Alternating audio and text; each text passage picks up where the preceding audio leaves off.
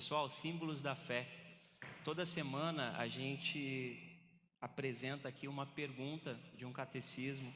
E o catecismo é um documento que ajuda as pessoas a decorarem as verdades bíblicas e de alguma maneira conhecerem mais o Senhor e a sua palavra. Na semana passada, a pergunta era sobre como amar o Senhor, né? O que a gente precisa fazer? E aí a resposta era amar o Senhor com toda a nossa força, com todo o nosso entendimento, com toda a nossa alma e amar o próximo como a nós mesmos. Essa era a pergunta. Hoje a pergunta é a pergunta número 5. Vai ser projetado aqui, ó, pensando nessa continuidade, né? Você consegue obedecer a pergunta 5? Você consegue obedecer a tudo isso perfeitamente? E a resposta sincera e clara é não. Não. Eu tenho uma tendência natural para odiar a Deus e ao meu próximo.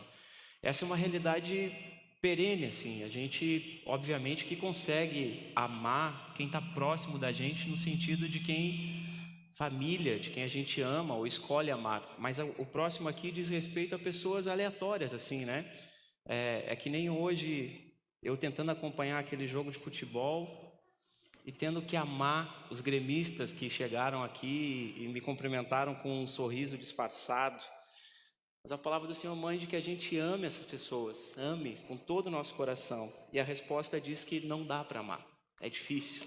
A gente só consegue amar os outros por conta de Jesus. Só por conta do sacrifício de Jesus naquela cruz, que possibilita que a gente ame a Deus da maneira correta e também ame o próximo. Eu queria ler com você Atos. A gente vai seguir o ano todo aí falando sobre Atos. E leio com vocês hoje Atos capítulo 2. Pode ficar sentado mesmo, não fica preocupado. Eu vou ler a partir do verso 22 até o 41. Ouça com fé a palavra do Senhor que diz assim: Israelitas, escutem o que eu vou dizer. Jesus, o Nazareno, homem aprovado por Deus diante de vocês com milagres, prodígios e sinais, os quais o próprio Deus realizou entre vocês por meio dele, como vocês mesmos sabem.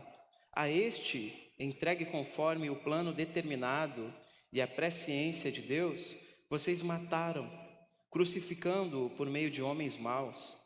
Porém Deus o ressuscitou, livrando-o da agonia da morte, porque não era possível que fosse retido por ela.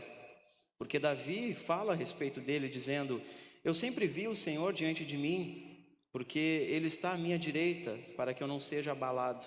Por isso o meu coração se alegra e a minha língua exulta. Além disto, também a minha própria carne repousará em esperança.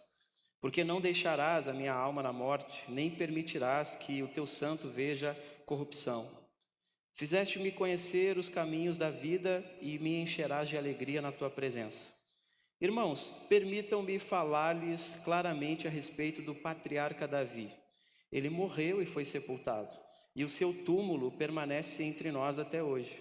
Sendo, pois, profeta e sabendo que Deus lhe havia jurado que um dos seus descendentes se assentaria no seu trono, prevendo isso, referiu-se à ressurreição de Cristo, que nem foi deixado na morte, nem o seu corpo experimentou corrupção. Deus ressuscitou este Jesus e disso todos nós somos testemunhas. Exaltado, pois, à direita de Deus, tendo recebido do Pai a promessa do Espírito Santo, derramou isto que vocês estão vendo e ouvindo.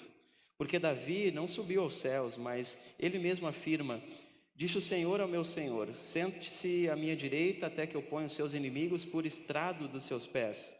Portanto, toda a casa de Israel esteja absolutamente certa de que a este Jesus, que vocês crucificaram, Deus o fez Senhor e Cristo.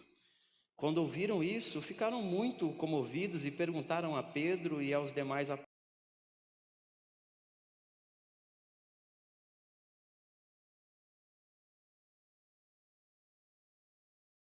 apóstolos: que faremos, irmãos? Pedro respondeu: arrependam-se cada um de vocês seja batizado em nome de Jesus Cristo para a remissão dos seus pecados, e vocês receberão o dom do Espírito Santo, porque a promessa é para vocês e para os seus filhos e para todos os que ainda estão longe, isto é, para todos aqueles que o Senhor nosso Deus chamar.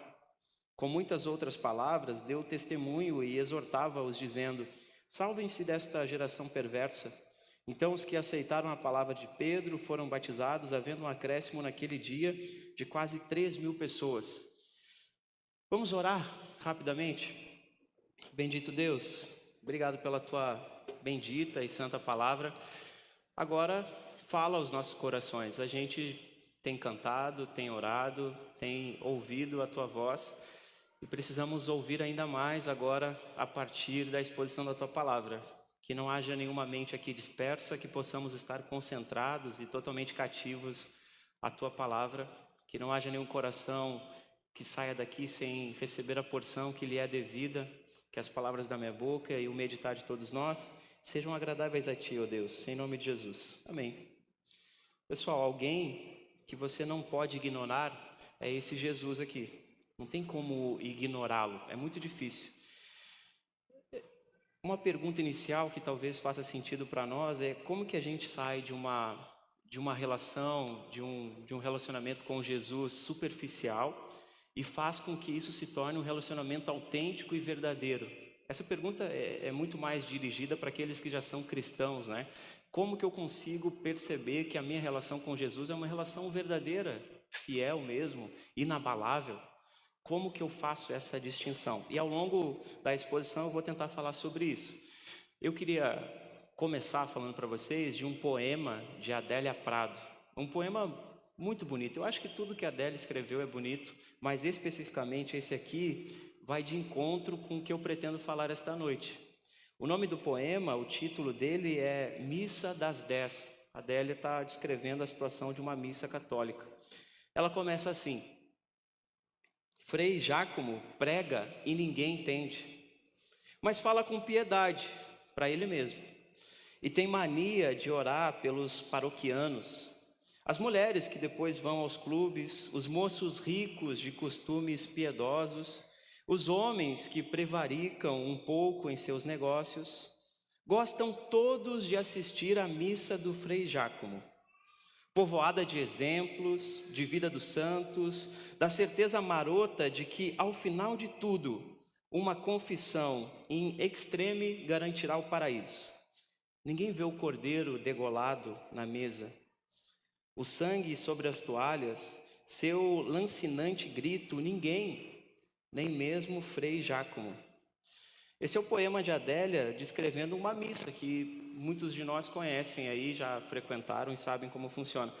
O que a Adélia está fazendo aqui não é uma crítica à religião ou à missa católica. O que ela está fazendo aqui é uma crítica à pregação da palavra, à exposição das escrituras, aonde Jesus não aparece. E ela começa a descrever o Frei Jácomo aqui prega e ninguém entende o que ele prega. Ele prega de um jeito que só faz sentido na cabeça dele. Mas as pessoas estão ali, cativas, ouvindo cada palavra. Porque logo em seguida, aí ela menciona, as mulheres vão aos clubes. Então elas estão naquele compromisso que elas fizeram consigo mesmas. Eu tenho que ir à missa todos os domingos às 10 horas. Então depois elas vão aos clubes, elas estão pensando como que vai ser o dia delas no clube. Os jovens aqui, com essa vida piedosa, também vão fazer as suas atividades depois. Aí ele fala dos homens que prevaricam, que um pouquinho assim nos seus negócios eles se passam. Todos ali estão cativos ouvindo o sermão do Frei Jácomo ali. Mas o cordeiro degolado não aparece.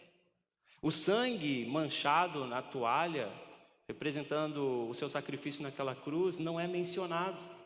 O sermão é repleto de exemplos, cheio de história de santos, e no final todos sabem que vai ter uma confissão a fazer e, como se fosse um passe, todos sairão dali com a certeza da salvação. Mas o Jesus não aparece. E nem o Frei Jácomo acredita que esse Jesus deva aparecer.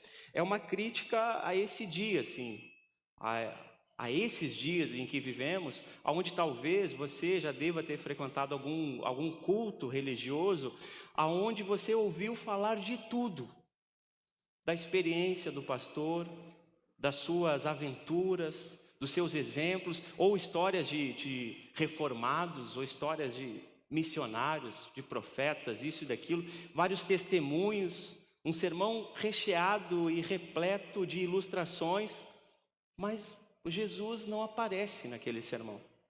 A Adélia descreveu bem a situação que talvez permeia aí as igrejas que a gente conheça e também os lugares que a gente frequenta. Mas o que acontece aqui no que eu li para vocês é diferente disso. O que está acontecendo aqui é o apóstolo Pedro falando só sobre Jesus. E ele fala sobre Jesus nessa perspectiva: você não pode ignorá-lo. Não há possibilidade de você passar por ele sem ser confrontado por ele. Você tem duas opções: ou você rejeita ele, você faz parte do pessoal que crucificou ele, ou você abraça e aceita ele como seu Senhor e Salvador. Não há como passar despercebido por ele. É uma pessoa que você não pode ignorar. E o apóstolo Pedro aqui, ele faz isso em 3 momentos.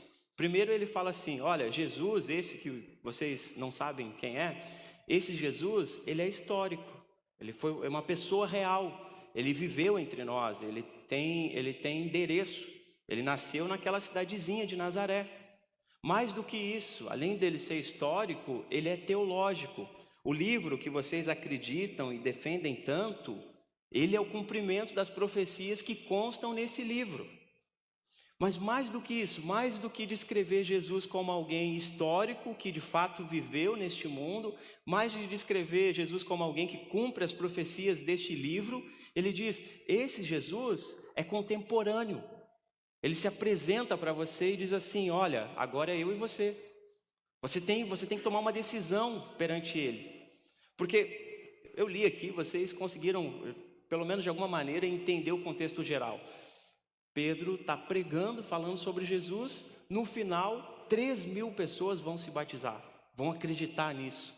Mas essas 3.000 pessoas, nem todas realmente fizeram parte desse plano de execução.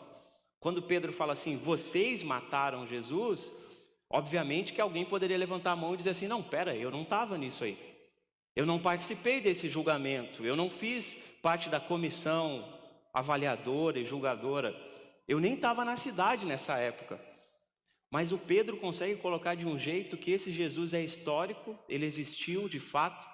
Esse Jesus é o cumprimento das profecias que o livro declara, e esse Jesus é atual.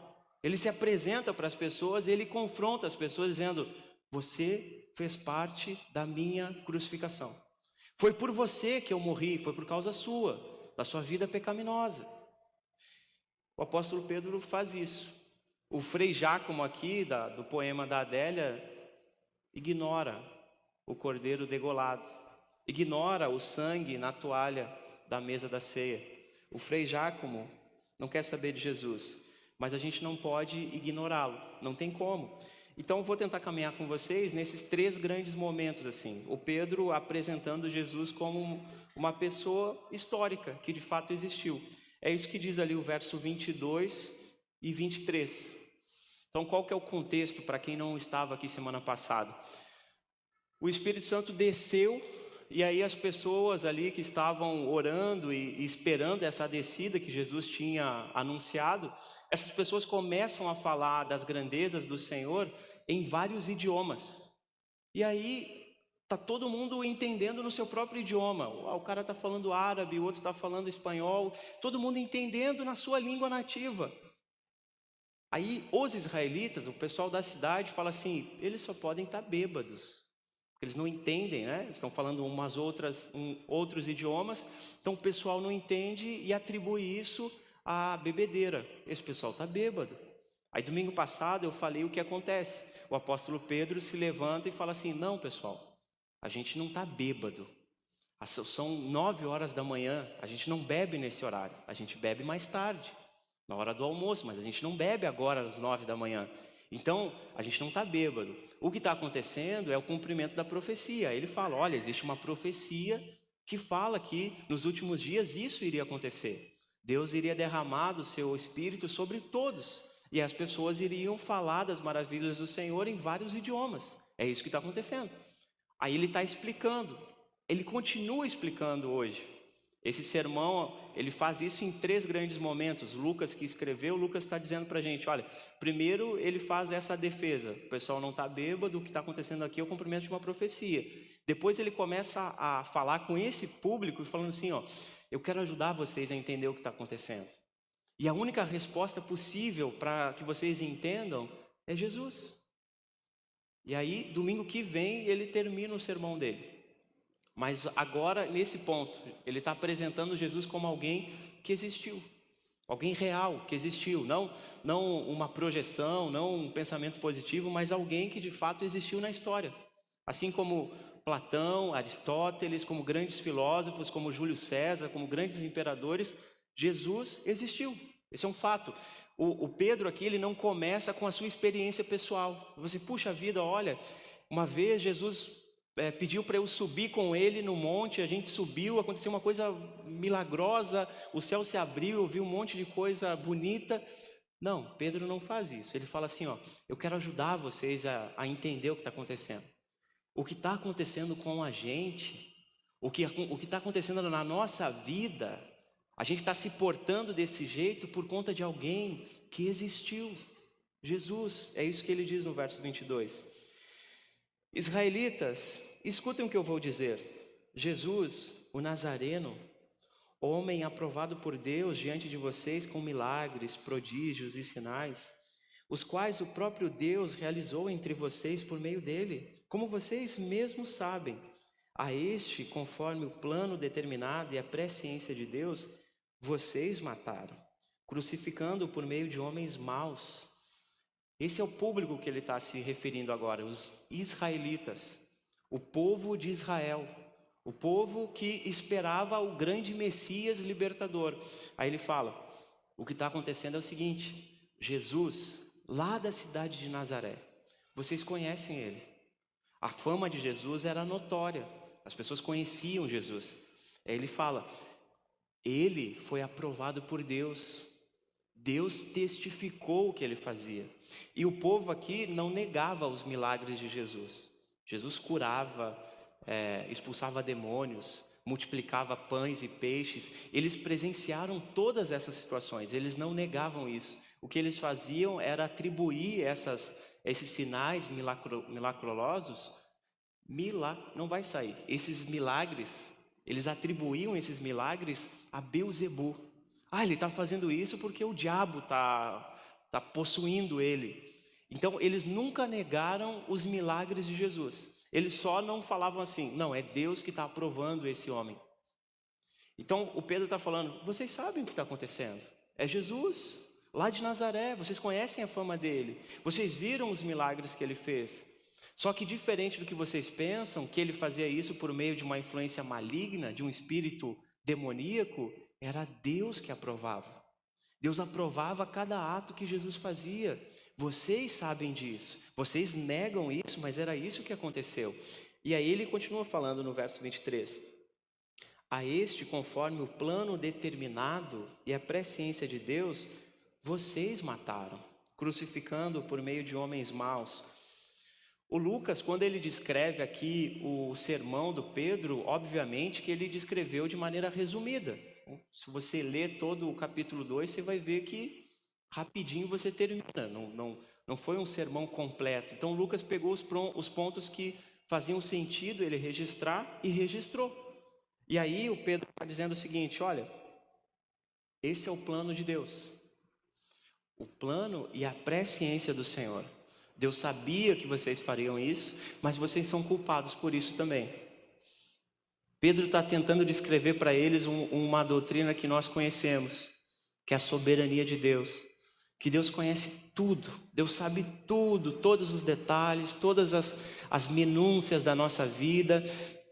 Toda e qualquer adversidade, Deus sabe. É o que Pedro está dizendo para eles. Vocês sabiam da existência dele. Vocês sabiam de tudo que ele poderia fazer, de tudo que ele fez. E vocês negaram que Deus estava aprovando ele. E por vocês negarem, vocês participaram da crucificação dele.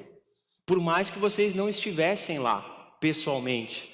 Por mais que vocês não participassem da turba que dizia crucifica ele e solta Barrabás, a partir do momento que você não atribui a divindade desse Jesus histórico, você participa desse público que condena Jesus. E aí o apóstolo Pedro está dizendo para eles, vocês fizeram isso, pela mão dos romanos, mas vocês fizeram. Toda vez que vocês não atribuem a divindade a Jesus, vocês participam dessa crucificação. Toda vez que você não reconhece o poderio e a soberania de Deus, você crucifica Jesus.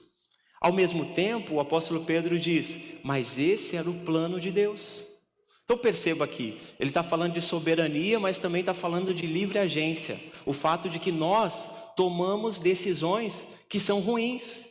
Nós tomamos decisões que são pecaminosas, mas ao mesmo tempo que nós tomamos decisões que são ruins, pecaminosas, que a gente se arrepende, Deus está conduzindo a história. Isso parece uma coisa sem sentido, parece um mistério inexplicável, parece até uma contradição de fatos, mas não é. O apóstolo Pedro está dizendo que não é. Aí sabe quem mais diz que não é? E aí eu vou escandalizar. Nos últimos dias eu tenho percebido que a nossa igreja é uma igreja recheada de pessoas sensíveis, em todas as áreas, todas as áreas. Então vou escandalizá-los aí um pouco mais com as suas sensibilidades. Jorge Versilo sabe disso. O Jorge Versilo, quando escreveu Mona Lisa, sabia exatamente disso aqui. Porque o Jorge Versilo, quando escreve Mona Lisa, e você pode escutar essa música sem problema, Mona Lisa, do Jorge Versilo, ele fala o seguinte: hoje tudo faz sentido. Tudo o que se foi vivido me preparou para você. Tudo. As coisas certas que eu fiz, os relacionamentos conturbados que eu tive, que eu me arrependo, mas hoje tudo faz sentido, Mona Lisa. Tudo faz sentido. Tudo isso me preparou para você. O apóstolo Pedro, há muito tempo atrás, já cantou essa pedra. Vocês mataram. Vocês mataram quando vocês não atribuíram divindade a Jesus, que foi aprovado por Deus. Um Jesus histórico, que vocês conhecem a cidade que ele nasceu. Que vocês não conseguem apagar a existência dele da história. Você consegue confirmar a existência de Platão. Você tem que confirmar a existência de Jesus. Porque tem uma infinidade muito maior de cópias e documentos comprovando da existência desse homem. Os erros e as atitudes erradas que você teve, de alguma maneira contribuem para o plano soberano de Deus. Aí, as situações muito difíceis, passar uma dificuldade aqui, tomar uma decisão errada ali, às vezes parece que, puxa vida, estou fazendo tudo errado e nada faz sentido nessa vida. O apóstolo Pedro ou Jorge Versilo dizendo para você, tudo faz sentido. Tudo isso preparou você ou está preparando você para onde você deve chegar. Só que aí, o Pedro aqui continua. Ele diz, esse Jesus é histórico. Vocês viram os movimentos que ele fez, vocês conheceram a sua fama, vocês sabem aonde ele nasceu, vocês viram tudo isso. E vocês resolveram rejeitá-lo. Ok. Mas Deus não foi pego de surpresa. O que nós vivemos hoje, pessoal? Essa multidão viu essas coisas de maneira presencial, viram o sobrenatural e escolheram o silêncio da tumba, escolheram não abraçar esse Deus. E hoje, a gente muitas vezes participa dessa missa das 10 aqui, do Frei Jácomo. Talvez não com esse nome, mas a gente participa de um Jesus confortável. A gente concorda com um Jesus que não expõe o nosso pecado, não nos pede para abandonar velhos hábitos, que quando vê nossas decisões erradas, sempre valida elas, ou sempre joga elas para, poxa vida, olha a criação que você teve, olha como é difícil para você mesmo. E aí, de alguma maneira, a gente acaba participando dessa missa das 10 que a Adélia muito bem descreveu. Essa missa onde não expõe o sangue de Jesus vertido naquela cruz por pessoas que precisam mudar a sua vida, que precisam se arrepender dos seus pecados, que precisam abandonar velhas práticas, que precisam ter uma nova vida, ser uma nova criatura.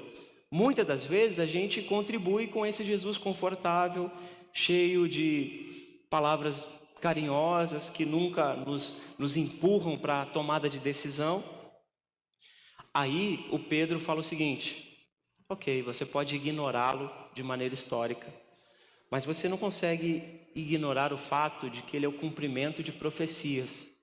Ele é o Jesus teológico. É isso que diz os versos 24, e aí vai até o verso 36, do Pedro falando para esse público. E aí perceba o seguinte, ele começa dizendo israelitas. Ele faz essa identificação com o público. Olha, vocês são o povo de Israel.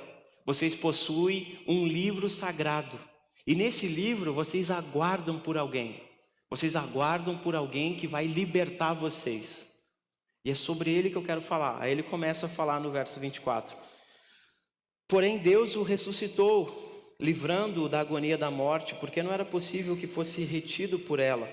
Aqui ele começa a explicar para eles o seguinte: ele ressuscitou.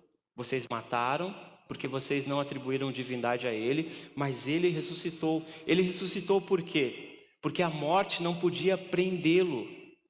Porque qual que é o salário do pecado? É a morte, e Jesus não pecou, então a morte não tinha direito nenhum sobre ele. Aí o Pedro está falando para eles: olha, a morte não pôde pará-lo, a morte não conseguiu segurá-lo, porque Davi fala a respeito dele dizendo: eu sempre vi o Senhor diante de mim, porque ele está à minha direita para que eu não seja abalado. Por isso meu coração se alegra e a minha língua exulta. Além disso também a minha própria carne repousará em esperança, porque não deixarás a minha alma na morte, nem permitirás que o teu santo veja a corrupção. Fizeste-me conhecer os caminhos da vida e me encherás de alegria na tua presença. O Pedro cita o rei Davi, ele vai chamar ele de profeta daqui a pouco. Ele cita o rei Davi e fala assim: o rei Davi, que vocês reconhecem, que vocês sabem que foi ungido de Deus, alguém escolhido, o rei Davi falou desse Jesus histórico. Eu gostaria que vocês percebessem o fato de que o Pedro, ele não começa a desenvolver uma teoria a partir da sua experiência. Então você pode pensar nas inúmeras religiões que existem aqui no nosso contexto. Religiões que partem de uma experiência pessoal. Então você pega o Joseph Smith lá. O Joseph Smith, o fundador dos Mormons, ele acorda um dia, ele encontra um documento, sei lá onde, ele diz aqui, ó, isso aqui é uma nova revelação. Porque Deus está falando comigo agora, e agora é para a gente viver assim. Viver meio que isolado do mundo, o homem pode ter umas 2, 3 mulheres, e a partir daqui a gente desenvolve a nossa teologia, a nossa maneira de viver. Você pode pegar outras religiões que também parte das suas teorias, partem de experiências. Você pega os espíritas, você pega... Puxa vida, você tem uma infinidade de coisas que começa a partir do fato. O Pedro vai lá atrás e fala assim: eu poderia começar falando da experiência que eu tive no monte, quando Jesus me levou para o alto do monte e o céu se abriu e eu escutei uma voz dizendo que o Jesus de Nazaré era o filho dele.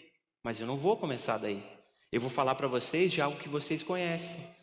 Eu vou falar para vocês do patriarca Davi. Davi falou sobre esse momento, sobre alguém que viria, que traria esperança para eles. Aí ele continua: irmãos, permitam-me falar-lhes claramente a respeito do patriarca Davi. Ele morreu e foi sepultado, e o seu túmulo permanece entre nós até hoje. Sendo, pois, profeta, e sabendo que Deus lhe havia jurado que um dos seus descendentes se assentaria no seu trono, prevendo isto, referiu-se à ressurreição de Cristo, que nem foi deixado na morte, nem o seu corpo experimentou corrupção. Deus ressuscitou este Jesus, e disso todos nós somos testemunhas. Exaltado, pois, à direita de Deus, tendo recebido do Pai a promessa do Espírito Santo, derramou isto que vocês estão vendo e ouvindo. Ele continua falando de Davi, ele está citando o Salmo 110, está citando o Salmo 86, ele está falando de Jesus. O patriarca Davi falou de um descendente dele que se assentaria no trono. Aí ele começa a fazer essa identificação. vocês sabem onde está o túmulo de Davi. Vocês sabem que Davi falou que o descendente dele não experimentaria a corrupção.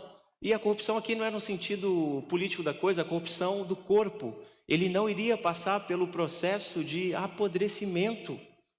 Ele pega essa história, essa profecia do Salmo e está dizendo, se cumpriu.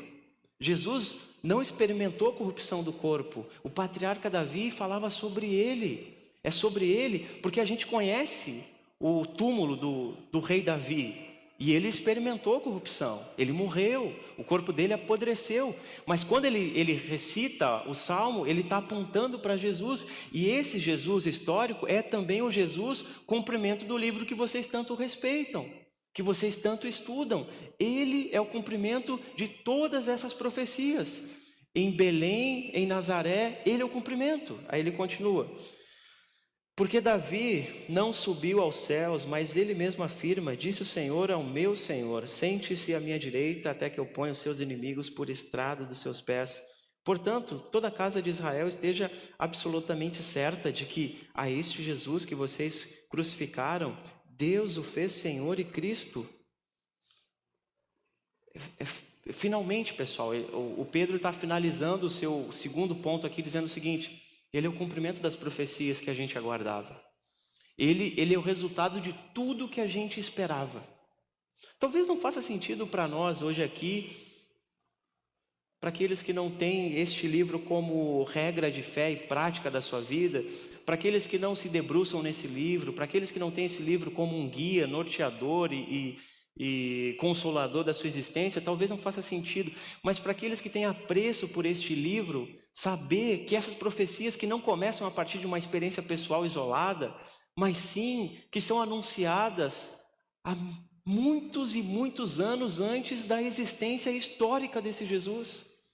Isso deixa a gente mais seguro, deixa a gente mais bem equipado para poder conversar com qualquer pessoa que possa duvidar da nossa fé.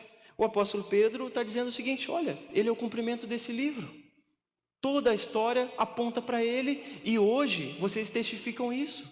Nós vimos, nós testificamos. E aí o apóstolo Pedro, ele não para. Agora, no capítulo 2, a gente vê ele falando o seguinte: vocês mataram, Deus ressuscitou, nós somos testemunhas, Ele é o Senhor, arrependam-se. Essa é a primeira pregação do apóstolo Pedro. No capítulo 3, ele vai falar assim: vocês mataram, Deus ressuscitou, nós somos testemunhas, Ele é o Senhor, arrependam-se. No capítulo 5, o discurso dele vai ser: vocês o mataram, Deus o ressuscitou, nós somos testemunhas, Ele é o Senhor, arrependam-se. No capítulo 10, ele não vai mudar o discurso, ele vai falar: vocês mataram, Deus o ressuscitou, nós somos testemunhas, Ele é o Senhor, arrependam-se. Todo o livro de Atos que você encontrar o apóstolo Pedro, ele vai ter uma pregação só: o cordeiro degolado, as manchas de sangue nas mãos de todos. Ele não tira Jesus da cena. Ele tem uma pregação e ele vive a vida toda dele defendendo essa pregação. Depois ele escreve as suas cartas. Na primeira carta de Pedro ele fala: nós vimos, nós somos testemunhas. Na segunda carta de Pedro ele fala sobre isso também. Pode colocar, João, por favor, segunda carta de Pedro, capítulo 1. Ele não consegue não falar disso. Ele diz: nós vimos, nós somos testemunhas oculares, a gente viu os milagres. E aqui entra a experiência pessoal dele. E não é uma experiência que diminui. Talvez não tenha sido isso que eu tenha visto. Talvez eu não tenha vivenciado isso também. Não. Ele afirma isso de maneira categórica até o final da sua vida, dizendo: vocês mataram ele, Deus ressuscitou, arrependam-se. Nós somos testemunhas disso, arrependam-se, Ele é o Senhor. Pode colocar, João, por favor? 2 Pedro 1,14. 1,14. Certo de que estou prestes a deixar o meu tabernáculo, como efetivamente nosso Senhor Jesus Cristo me revelou. Só um pouquinho, João. Agora, esse grande pregador, está no final da vida. Ele sabe que ele está partindo já. Ele está na reta final. Ele tem mais passado do que futuro agora. Aí ele diz: certo de que estou prestes a deixar este tabernáculo, esse corpo. Estou prestes a morrer. Porque o Senhor Jesus já me revelou isso. E aí Jesus tinha dito para ele que ele morreria por conta do Evangelho, por conta dessa pregação. E a tradição cristã diz que o apóstolo Pedro foi crucificado de cabeça para baixo. Mesmo assim, mesmo sabendo do seu destino cruel, mesmo sabendo que morreria em sofrimento, ele continua proclamando a mesma coisa. Vocês mataram, Deus ressuscitou, nós somos testemunhas, Ele é o Senhor, arrependam-se. Pode passar o próximo verso, por favor? Mas, de minha parte, me esforçarei ao máximo para que sempre, mesmo depois da minha partida, vocês se lembrem dessas coisas. Que coisas são essas? Pode passar, João, por favor. Porque não lhes demos a conhecer o poder e a vinda do nosso Senhor Jesus Cristo, segundo fábulas engenhosamente inventadas, mas nós mesmos fomos testemunhas oculares da sua majestade. Ele está no final da vida, ele está dizendo para eles: a gente não inventou essa história, não é uma fábula, não é uma coisa engenhosamente, não, a gente morre por isso. A gente é testemunha ocular de que Ele ressuscitou. Ele vai até as últimas consequências para dizer isso. Para aquele povo isso era importante. O fato de Jesus ser o cumprimento das profecias dele. Mas agora, finalizando já dos versos 37 até o 41, o apóstolo Pedro faz o seguinte: esse Jesus que é histórico, que existiu entre nós, esse Jesus que é o cumprimento das profecias, é o Jesus contemporâneo também, o Jesus que se relaciona a partir de onde estamos. É isso que ele diz, o verso 37. Quando ouviram isso, ficaram muito comovidos e perguntaram a Pedro e aos demais apóstolos: que faremos, irmãos? Pedro respondeu: arrependam-se e cada um de vocês seja batizado em nome de Jesus Cristo para a remissão dos pecados, e vocês receberão o dom do Espírito Santo. Porque a promessa é para vocês, para seus filhos e para todos que ainda estão longe, isto é, para todos aqueles que o Senhor nosso Deus chamar.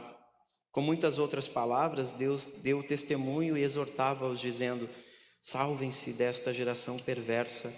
Então os que aceitaram a palavra de Pedro foram batizados, havendo um acréscimo naquele dia de quase 3.000. O Jesus que é histórico e o Jesus que é o cumprimento das profecias é o Jesus que se apresentou para eles.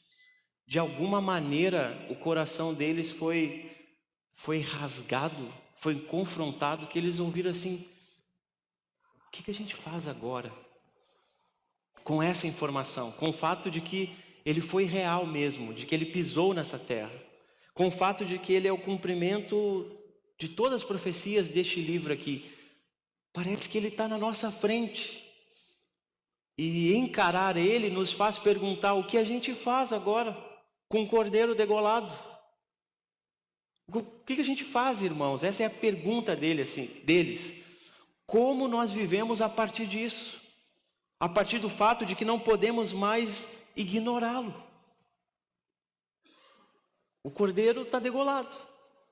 O sangue está aspergido. Nossas mãos estão manchadas, somos culpados. E o velho Pedro aqui vai morrer dizendo que a gente matou ele, de que Deus ressuscitou ele, de que ele é o Senhor, de que a gente precisa se arrepender. O que faremos? Aí o apóstolo Pedro fala: se arrependam, peça perdão a Deus pela sua vida pecaminosa, abandone as velhas práticas. Depois do arrependimento, vá para o batismo. Declare publicamente que você faz parte da família dele, que você não consegue viver sem ele, que você precisa dele, de que ele é o teu Senhor e pastor. de que não faz mais sentido viver sem Ele, de que você quer se tornar como o apóstolo Pedro. Olha, eu só tenho uma coisa a dizer: Ele mudou a minha vida. Mas talvez, se a gente fizesse um exercício diferente, o que fazer para não ter a vida eterna? A pergunta deles é essa, assim: o que eu faço para ter a vida eterna? Para que a morte não me domine quando a minha hora chegar. Porque a morte não dominou ele, porque ele era santo. E agora, com as minhas escolhas até aqui, já deu para ver que eu não sou santo. Já deu para ver que eu piso na bola com muita frequência. Como que eu faço agora? Mas se a pergunta fosse: o que eu faço, Pedrão, para não ter essa vida eterna? Para deixar que a morte, quando a hora chegar, tenha direito sobre mim. Para que ela me domine. Para que ela me tenha como seu escravo, seu vassalo, para todo sempre. Pedro talvez diria: viva a sua vida. Seja feliz. Faça somente aquilo que agrada ao seu coração. Se for comer, coma. Se for beber, beba. Se for ter uma infinidade de experiências sexuais aí, tenha uma infinidade de experiências sexuais. Se for trabalhar e ter dinheiro, trabalhe e tenha dinheiro. Se for negligenciar a família, negligencie a família. Faça tudo o que o seu coração pedir. Sacie os desejos mais viscerais do seu ser. E aí, você não terá vida eterna com Cristo. Para não ter a vida eterna, é só seguir como estamos. As mesmas práticas pecaminosas, os mesmos erros, a mesma conduta, sem arrependimento, sem batismo, sem o Espírito Santo pousando em nós e habitando dentro de nós, e a partir dessa habitação nos convencendo do pecado, do juízo, e nos trazendo a certeza de filhos legítimos agora. Para viver essa vida, esse é o caminho, o apóstolo Pedro diria. O caminho é esse: arrependimento, batismo e ser habitação do Espírito Santo. O Pedro aqui termina o seu segundo sermão. Esse não é o seu segundo sermão, domingo que vem é o terceiro, batizando 3.000 pessoas. 3.000 pessoas que foram comovidas com essa palavra, começaram a pensar assim: puxa vida, eu fiz parte dessa turba aí que condenou Jesus. Talvez não porque eu estivesse lá, mas porque a minha vida é pecaminosa, porque minhas práticas são ruins, porque eu não tenho visto Jesus Cristo na minha existência. E essa pergunta fica para nós, meus irmãos. Será que nós vemos o Cordeiro? Será que domingo após domingo, quando você vem nesse lugar, ou aqueles que visitam, será que você vê o Cordeiro de Deus? Aquele que tira o pecado do mundo, aquele que pega os seus erros e fala para você: está tudo bem, faz parte do plano de Deus, e eu estou com você agora. Mas precisa haver um arrependimento aí. Precisa haver uma mudança de vida.